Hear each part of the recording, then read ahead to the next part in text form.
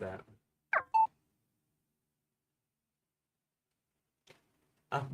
Hey, Village Gamers, welcome back today. As usual, it's Adam and myself, for at least for the next 2 months. So we have a lot of stories to come out. Probably the most exciting this week is Clair Obscur 33 is coming out on Thursday. Probably Thursday. I think it's going to be Friday, but we'll see. So Adam's going to be talking about that. Then I'm going to be talking about the Oblivion Remasters, because there's one from Bethesda, one from the Sky Oblivion team. Adam's going to talk about more PlayStation 6 rumors. And to round off the day, I'm talking about Switch 2 performance, what we know so far. And if we have some time at the end, I might sort of squeeze Adam for a third story and myself for a third story as well. So stay tuned. Lots of stuff coming your way. Adam, kick us off with Clair Obscur 33. All right, so was it turn-based RPGs are not dead? Final Fantasy take notes. This game is actually going to go back. If you're the kind of person who enjoyed the JRPGs of yore, then you should definitely be checking out this game, because it's taking a lot of inspiration from those games. Specifically, the Final Fantasy franchise, if you're familiar with that, you're going to see a lot of familiarities of things that they've done in the past. So as I said, this game is turn-based, which is something we don't often see outside JRPGs anymore. Maybe the Persona series or Shin Megami Tensei, but that's about it. But yeah, so you're going to be running around in the overworld. You're going to, it's going to freeze up. You're going to hit an enemy. It's going to switch you. It's going to take you away from that overworld. And it's going to throw you into a battle screen like it used to do. But of course, old things, sometimes it's nice to get a little bit of a fresh coat of a paint. So what this is going to be doing is it's going to be adding some real-time mechanics to the game as well. So if you've played, Final Fantasy VIII back in the day, you might remember that when you attacked with Squall, you could, hit the trigger or whatever, and that would do extra damage with the gunblade if you timed it right. Well, now they're taking that to the extreme.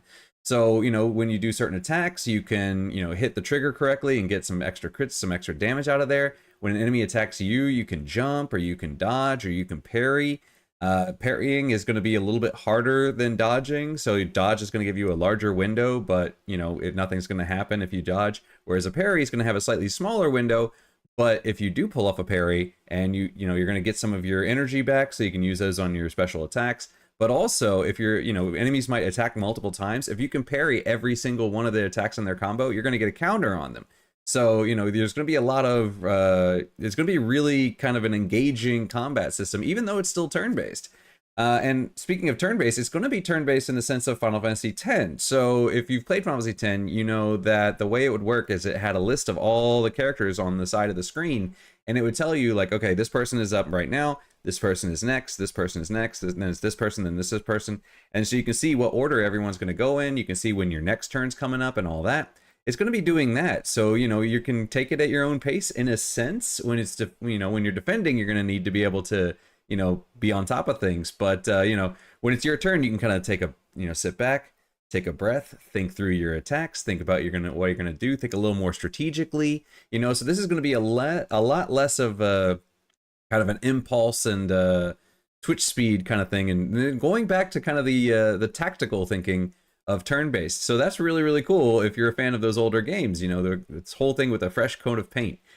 So each character, though, is going to be playing slightly differently. Everyone's going to have a melee and a ranged attack. Melee attacks are, going to regenerate their AP, which is what you use to use your abilities, whereas a ranged attack is going to cost AP to use.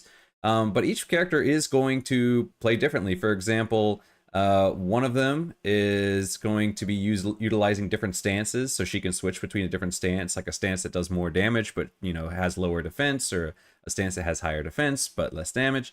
There's one that can put different stains on the enemy, and then you can trigger those stains, and then that will cause additional effects, so you can like light somebody on fire, and then you can trigger that fire to do like a super attack, or attacks that will do extra damage when enemies are burning, that sort of thing. So each character is going to have their own strengths and weaknesses, and they're going to play a little bit differently. So it's not going to be just like, everyone's basically the same.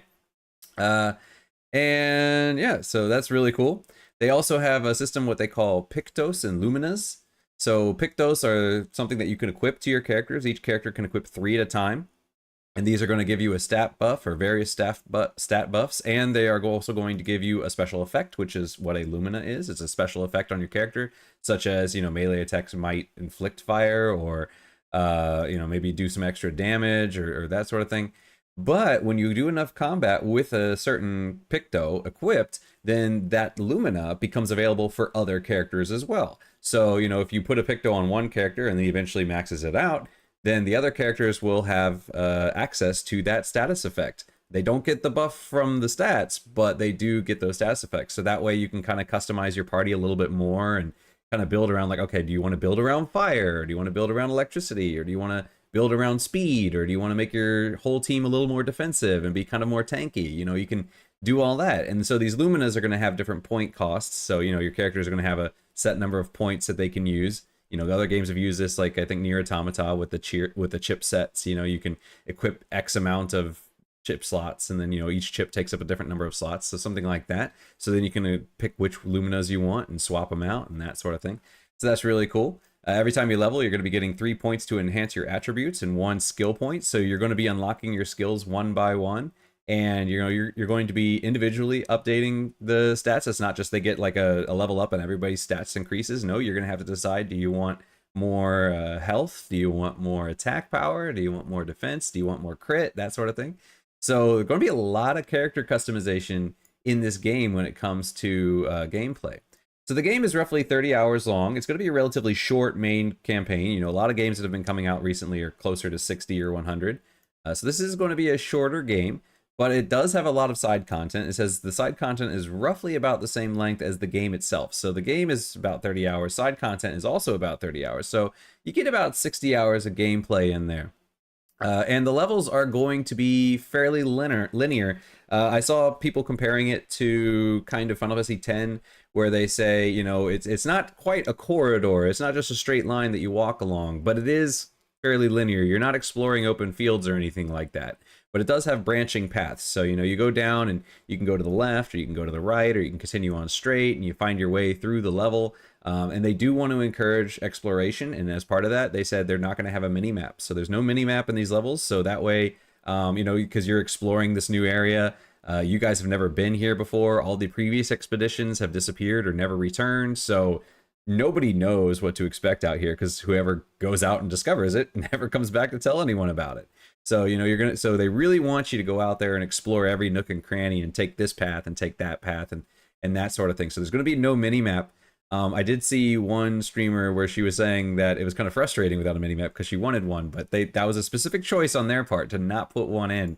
However, there is a world map, an overworld map, and that of course has a map to it. So, it's kind of like if you've played older RPGs, Final Fantasy VI, Final Fantasy VII, Final Fantasy VIII, you get into a dungeon or something like that. It's a fairly linear corridor, and maybe there's a few branching paths where you can get some items or something like that, but you finish the level, or you finish the dungeon, you get back into the overworld, and now you can walk around the world map.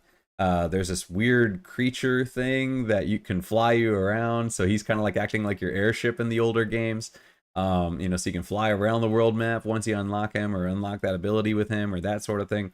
So that's cool. And there are going to be difficulty settings, and it does say that when you change to story mode or hard mode, it is going to change the timing windows of your parries and your dodges. So obviously on story mode, those windows are going to be bigger, and on hard mode, those windows are going to be smaller. So, you can kind of tweak a little bit, what is your window for a dodge or a window for a parry to make it easier or harder or that sort of thing. So really interesting.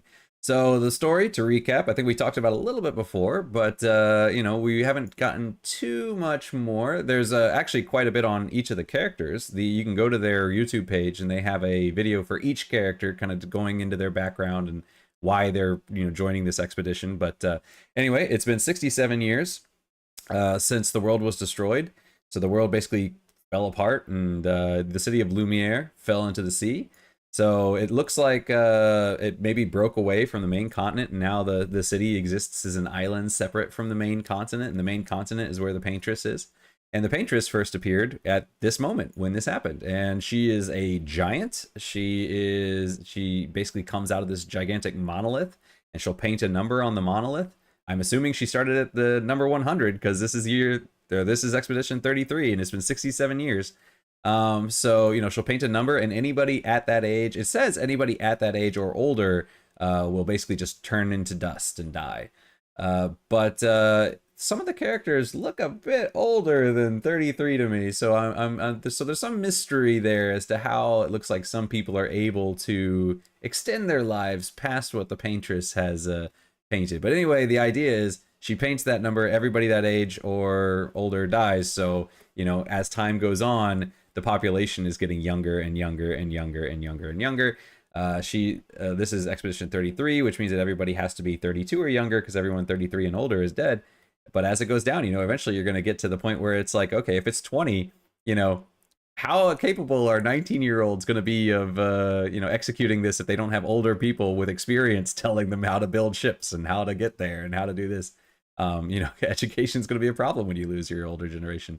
So yeah, I'm kind of curious to see if that comes into play. You know, has knowledge been lost as older generations have been lost? You know, that sort of thing. So I'm really looking forward to seeing that. But anyway, there have been multiple expeditions. You know, after a while, they figured out what was going on, and so they started sending multiple expeditions. None of them have returned. Nobody knows what happens to them. I think at least one of the characters, her parents were on a previous expedition, and they had thought it had succeeded, but then, you know, the paintress did show up again, and so then they realized, no, they did not. So, you know, you're going to discover as you go along, you're going to find records of previous expeditions, what happened to them.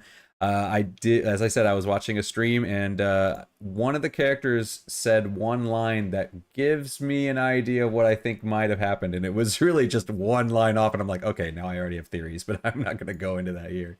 But anyway, yeah, I've played enough games that I know that from, you know, like what looks like a throwaway line, you're like, that's not a throwaway line. This is big. So. But anyway, yeah, so the world in its current state is largely unexplored and unknown. There's a lot of mystical or mythical creatures that people have heard about. Like, for example, when the character, there's that weird thing that can fly. When they meet him, apparently it describes him as a mythical being that people didn't even know existed or not. You know, it's just kind of like, oh, people told stories about it, but nobody knew if it was true.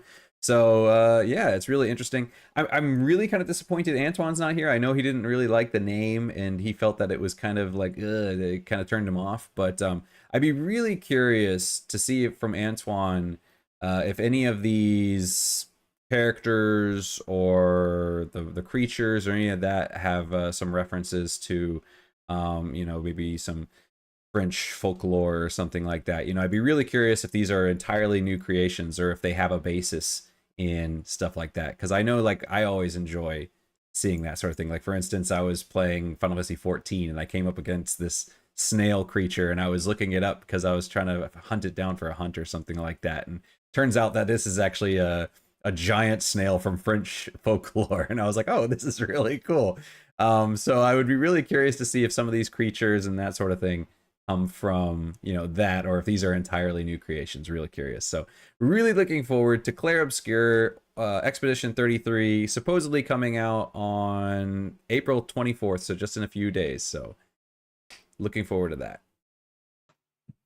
I am curious as well. Like, I mean, everyone who's sort of seen it is like, man, this looks really pretty.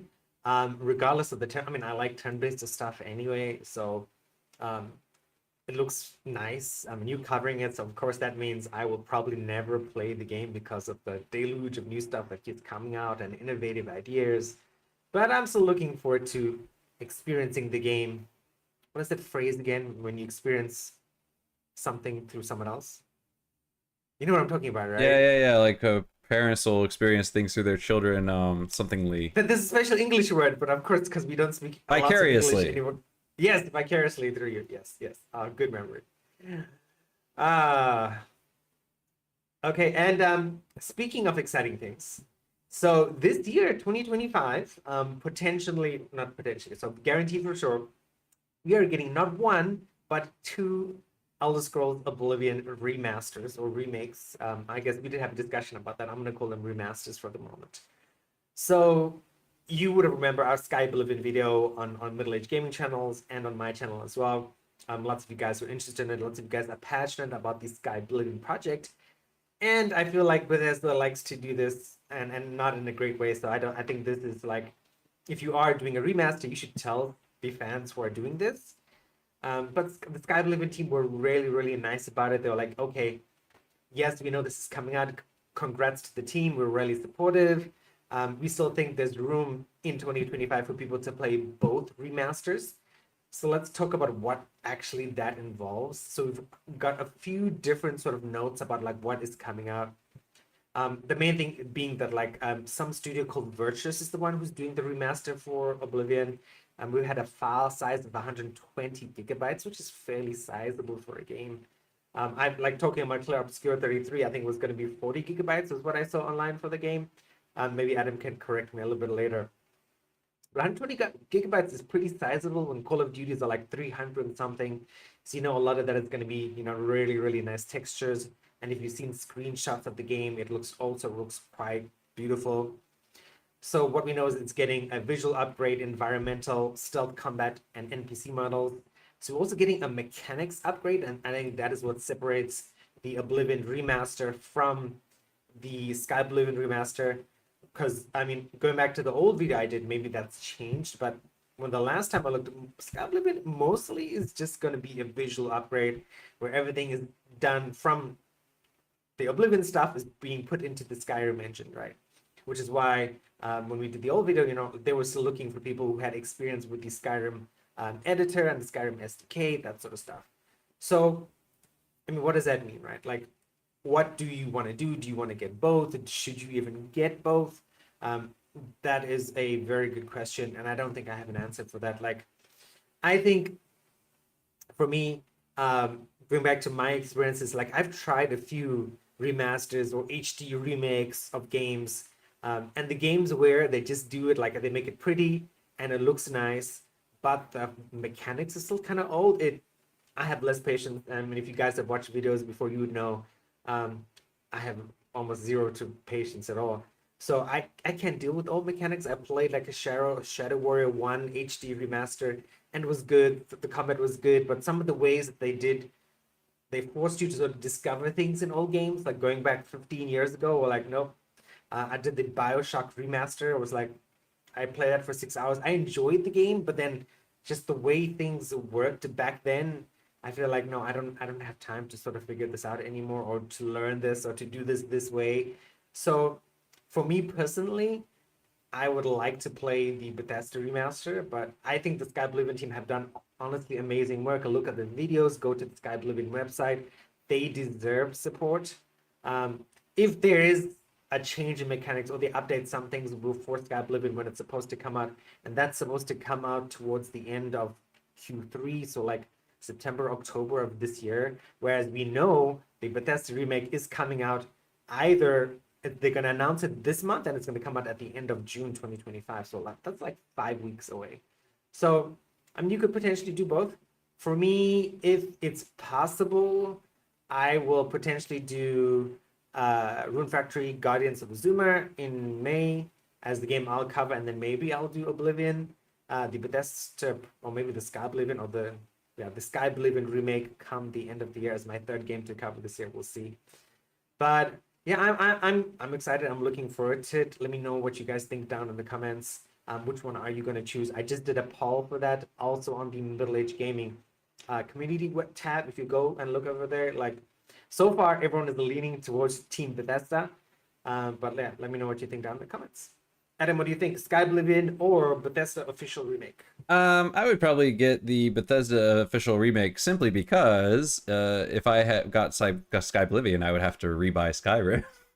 So, yeah, because I mean, my Skyrim was on the PS3, so my Skyrim is super old. I'd have to rebuy Skyrim and then download that, which I think what Sky Oblivion should be free, right? But I'd probably just go with, you know, at that point, I'd probably just go with the Elder Scrolls. Also, apparently, there's just been a live stream, so it is releasing April 22nd at 11 a.m. Eastern. So it is coming out tomorrow if you're in the States, and it is coming out today if you are, or tonight if you are in Taiwan.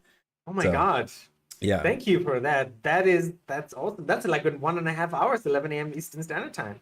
No. Eastern Standard Time would be 11 p.m. our time. All right. So just when I sign off work today, I can have a look at the furor that is around it, or the excitement, or the hopefully it comes out. Yeah, it'll be 11 a.m. on U.S. Eastern Time. So yeah. Yep. Okay. So yeah, so looking forward to that. Will I play it? Maybe. I really liked Oblivion, and you know, unlike you, I like to play old games, so I'd be very tempted. It's just that you know I got Clair Obscur, and then it's Death Stranding after that, and then Ghost of 𝙎𝙬 Yeah. is probably shortly after that, and yeah, so it's got a lot of games and that sort of thing. And then on my was it Bandai Namco, somebody was asking if I was gonna try to see if my because one of the weird things about that was that it said if I would get the deluxe edition, you know, the PS4 version of Elden Ring has English. You know, the PS5 doesn't, but the PS4 version does. So they were like, oh well, you know, you're gonna get the PS4 version. I'm like, well, technically I already own the PS4 version because when I got the game, it came out with the PS5 and the PS4 version came together. But only the deluxe edition lists the PS4 version as having it, so maybe my PS4 version does, maybe it doesn't. So I was thinking, like, you know, maybe I could try downloading it and just checking that out, but that would kind of depend on when Ghost of 𝙎𝙬, or yeah, when Ghost of 𝙎𝙬 comes out. So so many good games this year. This year is rough on me, man. I think it's just so many good games, period. Like, there's so much stuff to get, so much stuff to play. There's just like no time to go back and play old things. I feel like I caught up on quite a bit last year, but this year I feel like, oh man, it's so hard. But I think after Ghost of 𝙎𝙬 comes out, I think the rest of the year should be smooth sailing, and assuming we don't get any new announcements. I think you're gonna get another announcement before the end of the year for sure. Sure, I will. There's probably gonna be Armored Core or Dragon's Dogma DLC. You know, there's gonna be something.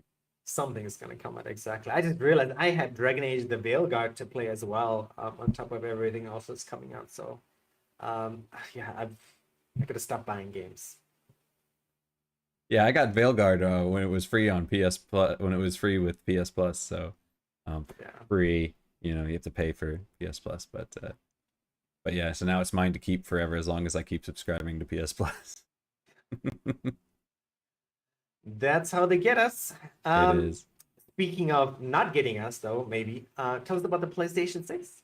So yeah, the PlayStation 6. This is a weird rumor. So, you know, take the word PlayStation 6 with a grain of salt. So there's been a rumor that the PlayStation 6, obviously they're in development on PlayStation 6, but there's been a rumor saying that there's actually going to be 2 PlayStation 6s coming out. A normal PlayStation 6, like what you would normally expect from the PlayStation 4, PlayStation 5, and a portable PlayStation 6. However, the reports of this portable PlayStation 6 don't actually sound much like a PlayStation 6, because supposedly the power is going to be somewhere between a PS5 and an Xbox Series X. So it's actually going to be less powerful than your base PS5. So what kind of a PS6 is going to be less powerful than a base PS5? Which has me thinking it's probably not an actual PS6. Like, the person in the leak just called it a PS6 because the whole leak was about PS6, and so they're like, okay, well, if one's a PS6, the other one's a PS6. But to me, it sounds more like maybe they're going to go with a PS6 and then a portable PS5 releasing around the same time. So it's supposed to release roughly the same time as the PS6. So possibly 2028 looks like the window that we're going to be looking at now. And it, in theory, should be able to play PS5 games, though at lower settings than the PS5. So, you know, maybe a lower resolution, or, you know, lower res textures, that sort of thing. So it's kind of like, and maybe instead of a PS5 Pro, think of it as a portable PS5 Lite. So maybe that's going to be a thing in the future instead of the PS5 Pro, the PS5 Lite. But because yeah, when they said that this is going to be a PS6, to me that was really worrying, because I'm like, okay, we can see the problem that Xbox has been having with the Xbox Series S, where you have to have everything be able to run on both systems.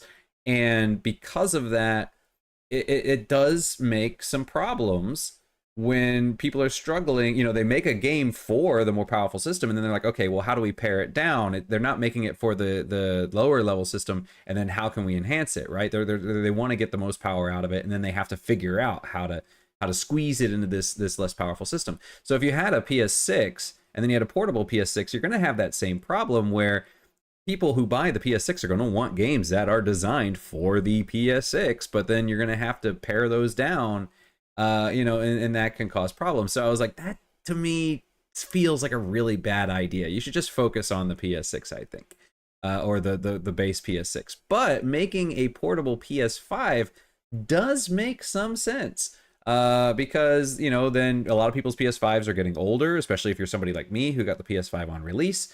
It has a huge library. I'm sure you probably have a backlog of games that you have yet to play. So if you had a portable version of your PS5, or people who haven't gotten PS5s yet, now there's a portable version of it, you know, because, you know, PS4 has, you know, I think only now we're starting to see games not releasing for PS4 fairly regularly. So yeah, so it does look like it might be a portable PS5. However, there is also the possibility that it could be a new PSP or PS Vita, you know, successor. So it could be an entirely new system on its own.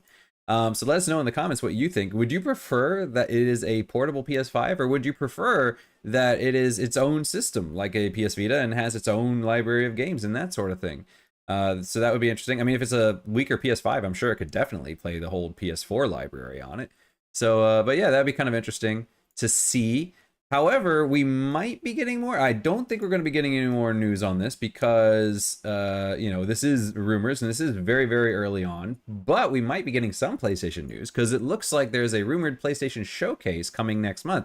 So the last PlayStation Showcase was May 2023, and the previous one was September 2021. So it's been 2 years since the previous PlayStation Showcase, and it was 2 years or a little less than 2 years between that one and the previous one. So we are kind of needing one. It's been a while. And this is to say, you know, a PlayStation Showcase is different from a PlayStation State of Play. A State of Play might just show you a few trailers. It might, you know, show you some updates on other games, you know, like maybe some, you know, trailers of games that we already know. There might be a few announcements, but it's much smaller. PlayStation Showcase is a much bigger event. So, you know, there are rumors that there's going to be a PlayStation Showcase in May next month. So, you know, I'm sure we'll get, if it does come, I'm sure we're going to get something on Ghost of 𝙬𝙧, seeing as that's going to be launching later this year. Probably going to get a release date because we don't have that yet. I'm sure we'll probably see something on Intergalactic, the Heretic Prophet. Hopefully we might see something on the Horizon multiplayer game. I'm really looking forward to that. I know not everybody's super thrilled, but I'm really looking forward to that. Maybe Pragmata, you know, that kind of pops up here and there, you know. Maybe Little Devil Inside. I'm not crossing my fingers, but you know me. I've been I'm very much team Little Devil Inside, so I really hope this game does see the light of day someday, and it isn't just a running joke on myself. So we'll see that. But yeah, and of course there could also be some new IPs or new entries for older franchises. You know, I would love to see a new Infamous, but seeing as Naughty Dog is currently working on what is it, the Intergalactic, I don't think we're going to be getting that. Or no, that's Sucker Punch that does that. They're working on Ghost of 𝙬𝙧.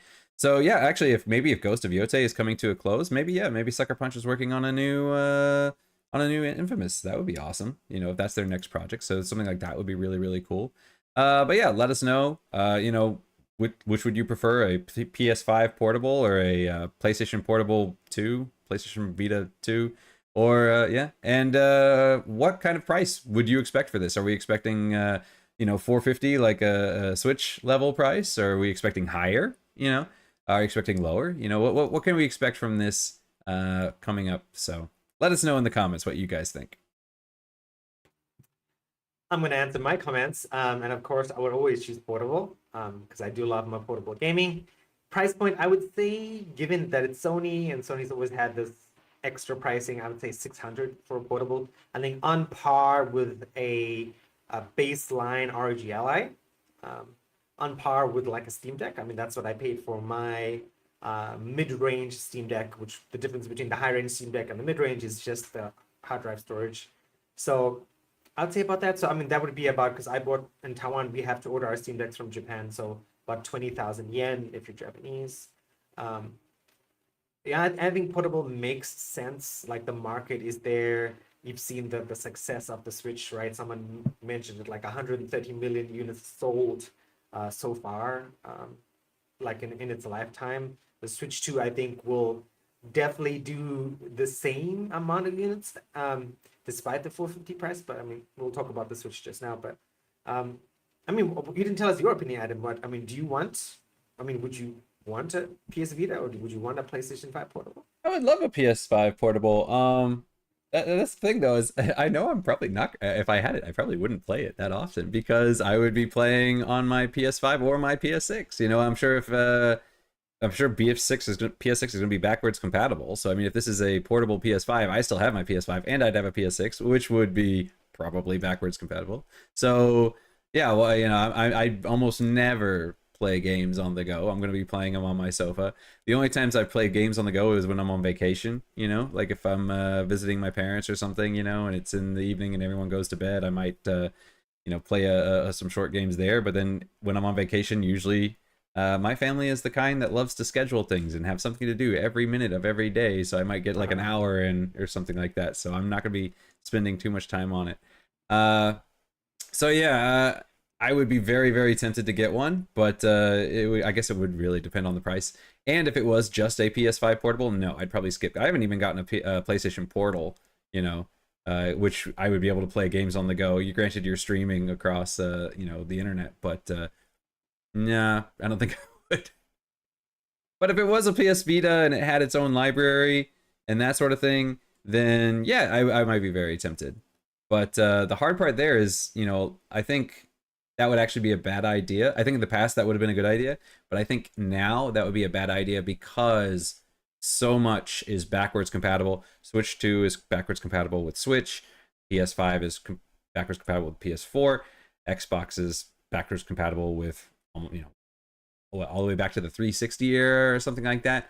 I think it'd be a really tough sell to say, hey, I'm going to sell you this new PlayStation Portable device, but you don't have any games for it yet. You're going to have to start a new library. I think that'd be a really tough sell. I think basically everyone has libraries at this point, and they're going to want some way to access the libraries they already have, not start new libraries, I think. So I would have to guess, I would say it's probably a portable PS5.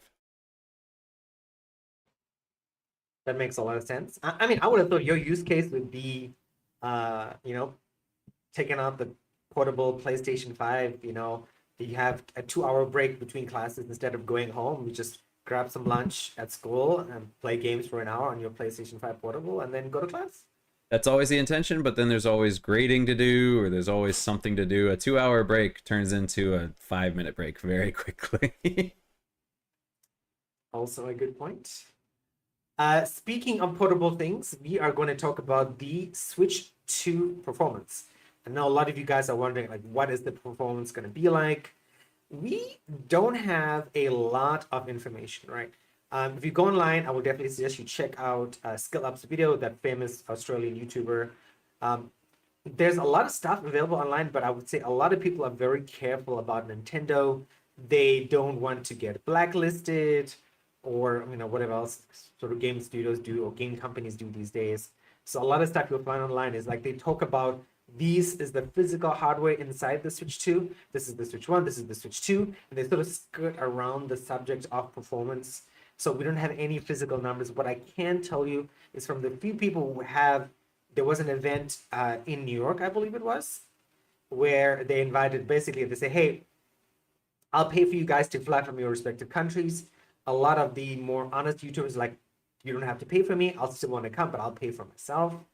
And they went there and they took some footage and they got to play some games and they got to give their honest opinion without having Nintendo's money having over their heads. And 𝙎𝙪𝙥 and a bunch of other people, not a bunch, probably like 4 or 5 people that I watched, they came away with the general opinion being that yes, the Switch 2 is amazing. Yes, 4K 60 works. Yes, 1080p 120 works. In certain games, there were noticeable slowdowns at 4K. He gave the example of, this is 𝙎𝙪𝙥, he gave the example of the Donkey Kong voxel game where, if you've seen trailers of it, like Donkey Kong can like smash the ground and go through the earth and you see stuff tumbling over, right? We know the Switch 2 can handle ray tracing, it can handle a bunch of other different stuff. So that's something to keep in mind. So as a Switch owner, I can tell you, right, like I got one of the very first Switches from Japan back in the day. And in my experience over the last 7 years, first-party Switch games, your Marios, your Yoshi games, they run amazingly. Like they run beautifully. They look really, really good. Now the problem comes to the third parties, the My Time at Sandrox, right, where I really wanted to play this at 1080p on my TV, and it ran horribly. I had to play it handheld mode. And I think this is going to come, probably going to be a similar issue with the Switch 2, where you might have a really beautiful game. If a studio has had the time, like I would imagine CD Projekt Red did with Cyberpunk, to sort of make this game run really nice on the Switch 2, given that it's going to be a launch title. But with other studios where they might have just gotten some developer units maybe a year before their game releases, the game might not run that well. If you're a Kickstarter person like I am, you'll see a bunch of options for Switch 2 options.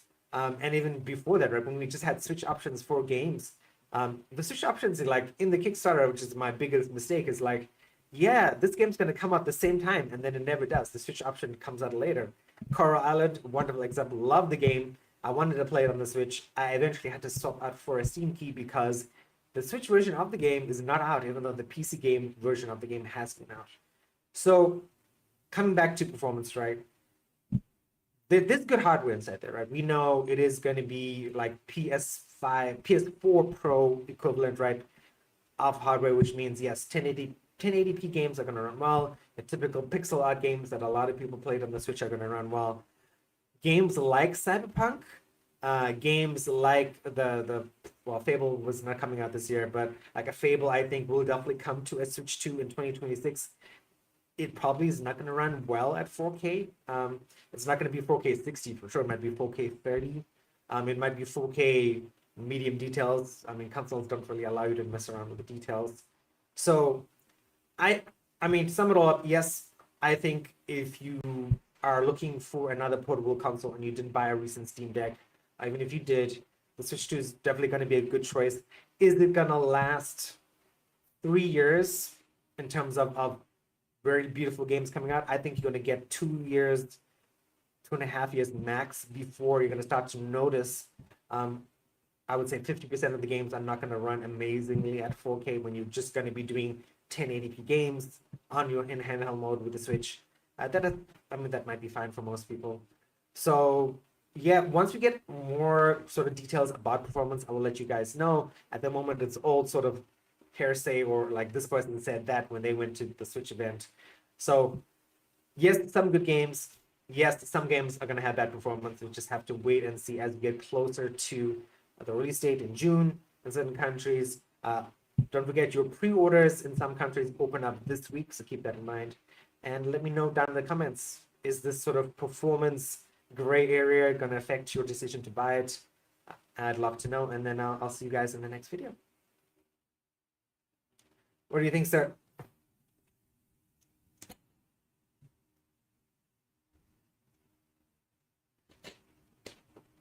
I have lost your sound. Yeah, I muted myself. Yeah, no, I don't have too much to say on the Switch 2. I mean, it's a little bit expensive for me for my use case. Like I said, I probably wouldn't be playing it that often, especially when I got my PS5. It'd be hard to justify the price of $450. But it's good that it's able to run everything really cool. And yeah, I'm sure Nintendo stuff's always gonna run really well. I mean, you guys are, I mean, A, you know, they have direct access to the Nintendo Switch itself. B, they're only making games for the Nintendo Switch. You know, they don't have to worry about things like multi-platforms and making things compatible. They can say, we're just going to make the game specifically run on this one thing really, really well, and then, you know, don't worry about anything else, which is great for them, right? I mean, that's probably the only downside of everything going multi-platform these days, is optimization has to take a back seat. There's just no way around it. So, unfortunately, but yeah, looking forward to its release. I mean, maybe someday if it comes out with an OLED version and there's a sale or something, you know, I might be tempted to pick it up, or you know, if I don't know, for whatever reason my life situation changes and I end up having to travel a lot. I don't know what could possibly happen for that, but yeah. All right, Adam, do you have a backup story you want to enlighten us with? I mean, I kind of got some backup stuff. I mean, it's not really like I don't have any graphics for it or anything like that, but That's fine. I mean, I'll be adding that. There were two interesting things that I saw this week. The first one was, if you were in our Discord, you saw both of them already. One of them was Stellar Blade. Was who was the company that released it? I don't remember the name of the company off the top of my head. J&D Studios. J&D Studios. They released a hyper, was it, what they call it, a hyper real or something like that, a statue of Eve and Taki, and they're 1/3 the size, which I'm kind of curious how tall they are, because then we can figure out how tall Eve and Taki are, and I'm kind of like, how tall are they? I'm kind of curious now. I never thought about that before, but now I want to know.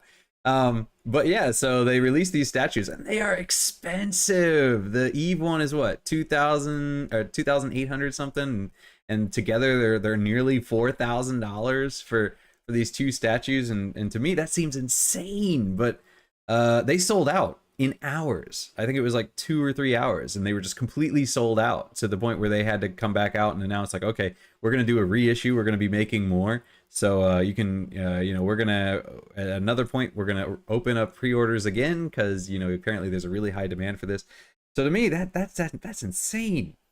I mean that's literally, for me, that's a month and a half pay for a statue. That's crazy. So yeah, there's no way I could justify that. That's more than my mortgage. No, literally, that's 3 months of mortgage for me. That's 3 months. That's a fourth of my year of my house. And if I want 2 of them, yeah, that's insane. That's 4 months. 4 months of mortgage at least. So I mean, I could buy 2 statues, or I could pay for my house for a third of my year. So for me, that's insane. But they sold out. So I am very envious of all you rich people out there. Or maybe you're not rich people. Maybe you just really, really like love spending money on these things and you're hand to mouth on everything else. I don't know, but more power to you. So I thought that was really cool. That was really interesting. Really fun. And the other thing is that actually Square Enix Music has created a live page on YouTube. So if you go to Square Enix Music on YouTube, they have taken a page from the Lo-Fi Girl playbook. It seems like a lot of pages I've seen have been doing this recently, where they're doing these 24-hour live streams where they're just either streaming music all the time, or they're just like, I've seen a lot of YouTubers that just play their videos on a loop 24 hours a day. I've seen, Simpsons recently announced that they're doing a 24-hour channel where it's just playing Simpsons episodes back to back to back to back to back 24 hours a day. So it seems like, this is kind of a trend, I guess, where like, for instance, what I've seen with certain YouTubers, people say in the comments like, oh man, I love it when you release new stuff. I always fall asleep listening to your voice and that sort of thing. So I guess this is kind of to appeal to that, so people are going to sleep and you can just have it playing in the background and just have your YouTuber looping. But anyway, Square Enix Music is playing classical music from all their games. I originally saw it because it was announced by Yoko Taro. So he was saying that there is some Nier Automata and Nier music in the mix there. So, he was really excited, like, hey, guys, tune into the channel and you can hear some music from some of my games. That's really, really cool. I'm looking at it right now. It is playing The Theme of Love, Mellow Minstrel Mix version. I have no idea what the game that is from. But yeah, so if you are a big Square Enix fan and you love all their franchises, not just Final Fantasy, they have tons and tons and tons, Triangle Strategy, Nier, Drakengard, Front Mission, tons and tons and tons of stuff. They're playing all their music on there, so you can just play some Square Enix music in the background, which is awesome. I think that's really cool. I would love to see more companies do that, where they just, hey, let's take our music, put it online. You guys can listen to game music as you study, or as you edit videos, or as grade papers, or whatever you're doing. So I think that's really cool. I just wanted to share that.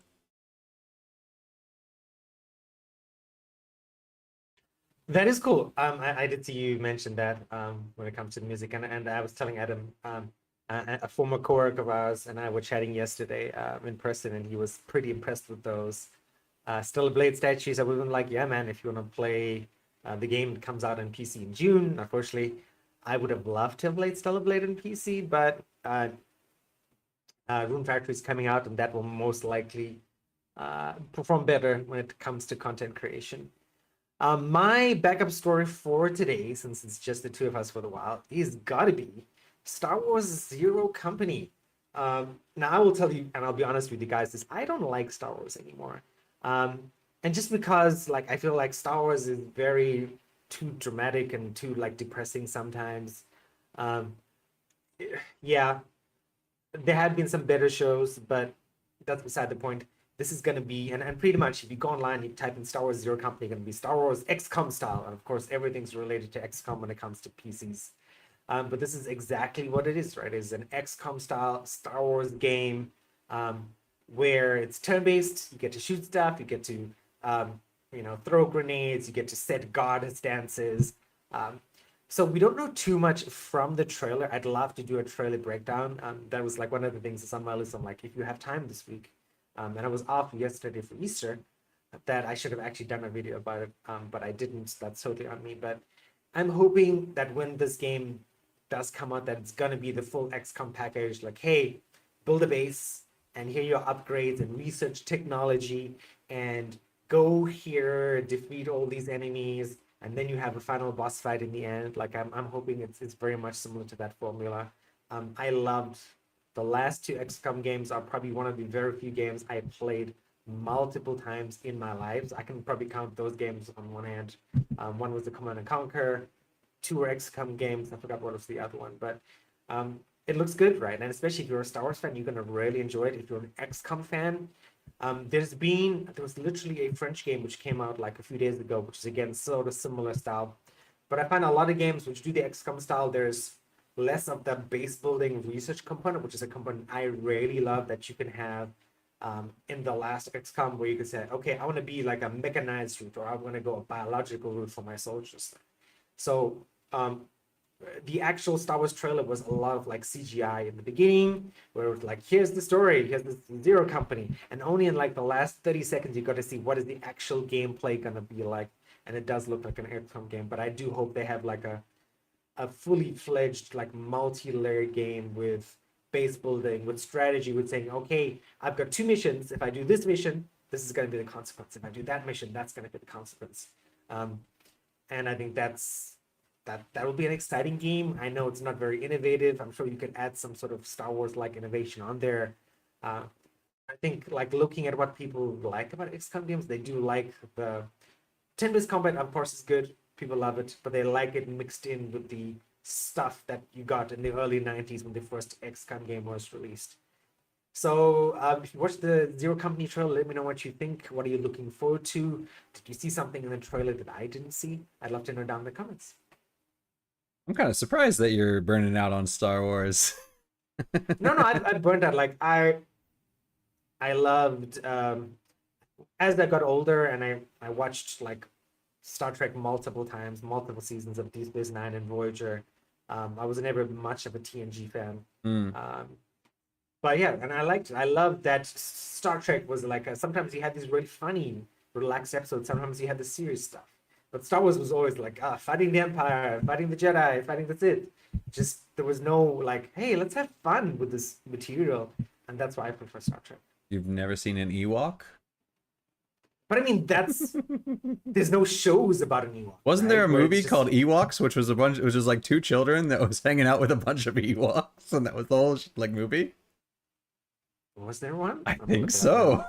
Star Wars has definitely been goofy. I mean, they have the Christmas special. The Battle of Endor. It's still the Battle of Endor, right? No, no. There's a Star Wars Ewoks. I don't think that takes place during the Battle of Endor. No. I see what you mean. But this is from 1983, dude. I would have been 1 year old. Yeah. But I mean, still, Star Wars has been goofy.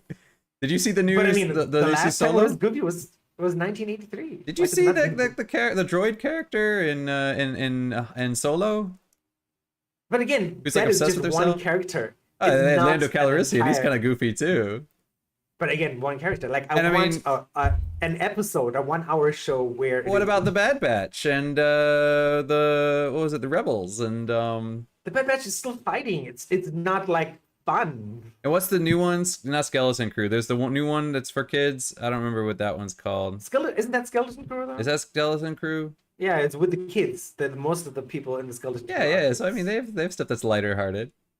But in the universe itself, is so serious. I don't know. I've never thought of Star Wars as being a serious thing. Well, I mean, it's. Yeah, no. I mean, for me, it got very serious, which is why I don't like. I didn't watch. I watched a bit of the Bad Batch, and then there's nothing that like, oh man, I really enjoyed the fun moments. No, They have lots of goofy moments in that. not enough for me. Not enough for you, okay. Yeah, I was actually looking up because I saw that you had listed this game, so I got the trailer and downloaded it and watched it, and yeah, it looks really interesting.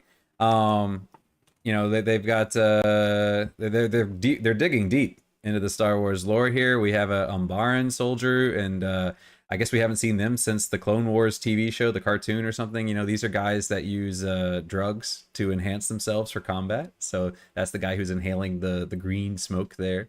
We've got a clone trooper. We've got a Jedi who, seeing as these guys are kind of like mercenaries, I'm kind of curious what a Jedi is doing with them. I don't know. Maybe this is kind of a shadier Jedi here. At first I was like, uh-oh, is this a droid? Please don't be a droid. It's not a droid, thank God. So, because droids aren't supposed to be Jedis. They're not supposed to be able to use the Force. So, that's a lore thing that I will always stick by, and I will be very angry if they ever change that, because I always like when things have rules and you have to, you know, find ways around the rules and fun stuff, things like that. When you change the rules, I'm like, that's just Deus Ex Machina. That feels lazy and I hate it. But I mean, that's why you live in Asia, right? The place of rules. I guess. But you know, it does look very interesting. You know, we got a Mandalorian too. So yeah, I'm looking forward to keeping an eye on this one. Will I play it? I don't know. I still haven't even played XCOM. I have XCOM. I still haven't played it, so maybe I should play XCOM at some point. You'll never get down to it. Like you're gonna get towards me where it's like, okay, there's so much new stuff coming out. Plus, with our second jobs of being content creators, right? Like, just you gotta be playing the new stuff as well. Yeah, that is one thing. Is yeah, I'm always like, oh, I could play this old thing, but I really should be playing this new thing. Exactly. Like, I mean, that's why I'm like, okay, I said originally 2 games this year. Now that's gone up to 3 games this year, and in between that, I'll be playing on a Steam Deck most likely. Which, while I can record footage, it does make it very difficult. And then, as I've learned about the window for releasing content about a game, is it's definitely not 2 months. Like, when a game comes out, it's got to be like 2 weeks maybe before you sort of lose the thread of interest and enjoyment of a particular game. So potentially you're streaming Clair Obscur on Thursday or Friday. It'll be our Friday. Okay, so Friday morning. Yep, which will be Thursday evening, U.S. time. Yep. Thursday evening U.S. time. Jump on to YouTube. I'm gonna put it on in the background if you want to sort of get Adam's first impressions on Clair Obscur. And I might even see if I can do a video on Adam's first take and sort of chop a bunch of stuff up and put something out. Cool. And then that's it for today. I hope you guys enjoyed all the stories. We touched on a bunch of stuff. I mean, that would be like 7 stories today, which is perfect for 7 videos. And we will see you guys same time next week. So take care. Enjoy your weeks. Enjoy Clair Obscur if you are going to play it with Adam. Don't forget to comment in his video. And we'll see you next week. See you later.